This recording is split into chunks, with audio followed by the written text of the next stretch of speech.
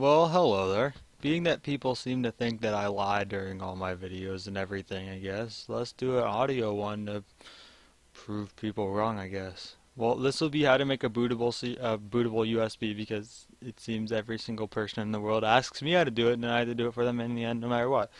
First things first, get your USB, however big it is. Normally, I'd recommend at least 8 gigs for whatever. I'm going to be showing it through making a bootable Windows 7 Professional.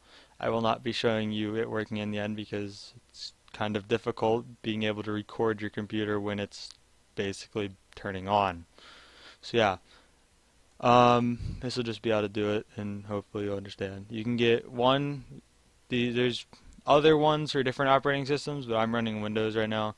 There's Rufus, which is what is, from what I know, the most recommended one, as it pops up on my other screen. That's Rufus Basic Simplicity. And then there's Power ISO, which is what I do. You have to run it as admin.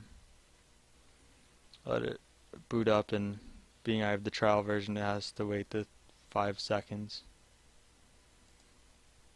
And then you get this. And I'll be showing it on this, yeah, blah blah blah. Whatever anyone's gonna be saying. Create bootable USB, create a bootable image. Then you wanna click there. Kawhi Linux, no.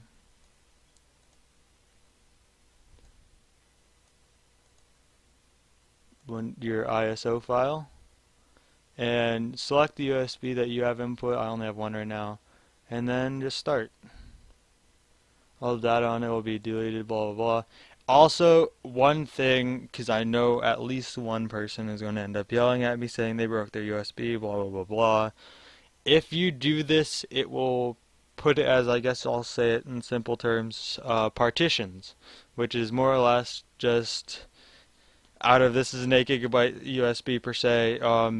5 gigs will be set up for something that is one thing only. And it'll be a different format instead of, say, FAT32 or NTFS, which is what Windows uses mainly, NTFS now.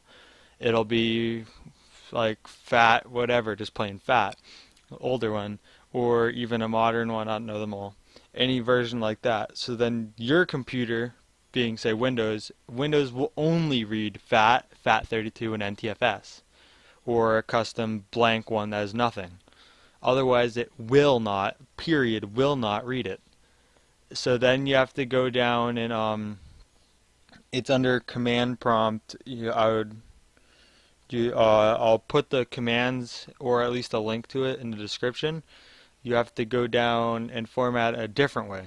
Because after I'm done with this, if I ask it to format, I'll only say I think it is 587 megabytes, which is not my full. As this says 7, it's actually 8 because it is partitioned partially because I have to fix that actually. It has 1 gig partitioned off to another thing for Ubuntu.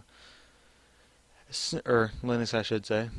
But yeah, this is all you really have to do. It's HDD, which means I'm pretty sure just look like a CD drive, or I mean a hard drive.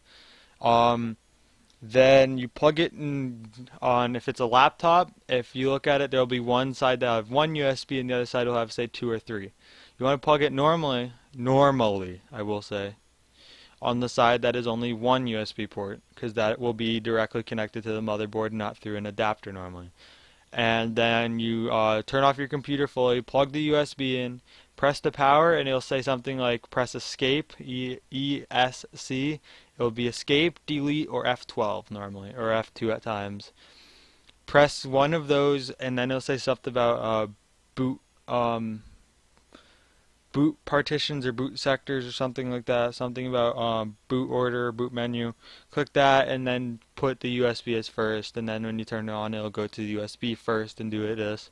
Like how I'm setting it up, it would be to install Windows 7 Professional. I believe it is. Yeah, Professional, 32-bit, and so forth on. If it is on a tablet device or any that is small, not a moderately large device, or a lot of Windows 8 computers have the issue of it if it's a laptop. Windows 8 and I believe Windows 10 also comes into play with it. 8.1, 8, whatever you want to call it, I will say. It will have the issue that it won't do that. at times you may actually have to remove your CD drive or your hard drive first to do it, in case it's booting to that hard drive without the BIOS. I ran into one a little while ago I had to work on that actually was a compressed all-in-one screen device thing that was like a tablet that had one USB port, and it was for Windows 8 point, I think it was 8.1, not 8. And it actually didn't have BIOS, which is basic input output system, which is that blue screen there that boots up on. It didn't have that. Its BIOS was the hard drive, so then it won't do it. Same if you were to per se use the Raspberry Pi microcomputer. It does not have BIOS. The SD chip you put in is the BIOS.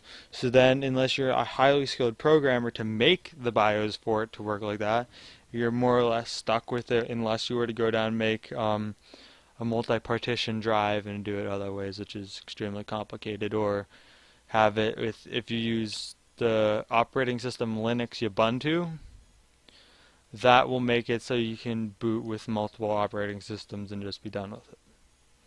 But yeah, this will take a bit. You have to run as admin so it gets full rights on all that stuff.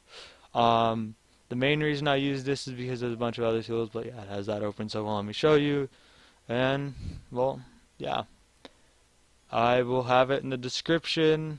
I will put a download for both of these, I guess I'll put, for Rufus and Power ISO in the description, and also I guess I'll just put a link to how to, if you do this, reformat your drive back to normal. So, well, I guess